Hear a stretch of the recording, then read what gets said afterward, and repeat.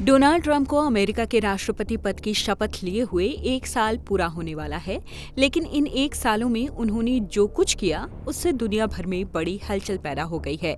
Nobel शांति पुरस्कार के लिए दावा करने वाले ट्रंप ने कई देशों पर सैन्य हमले किए, वेनेजुएला के राष्ट्रपति को घर से उठवा लिया, दर्जनों देशों पर अनाप शनाप टैरिफ लगाए। चलिए जानते हैं ट्रंप के इस कार्यकाल के पहले साल में कितनी जगहों पर अमेरिका ने की सैन्य कार्रवाई। क्या कहते हैं आंकड़े?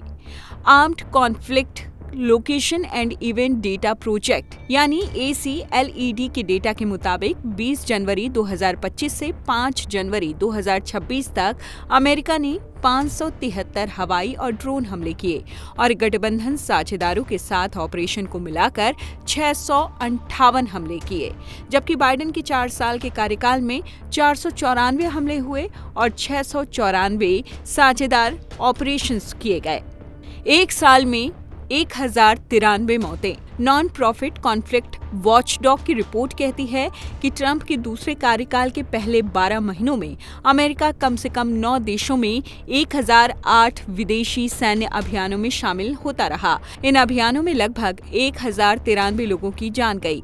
वहीं बाइडेन के पूरे कार्यकाल में 1648 अभियानों के दौरान 1518 मौतें दर्ज की गई। किन इलाकों में हुए सबसे ज्यादा हमले?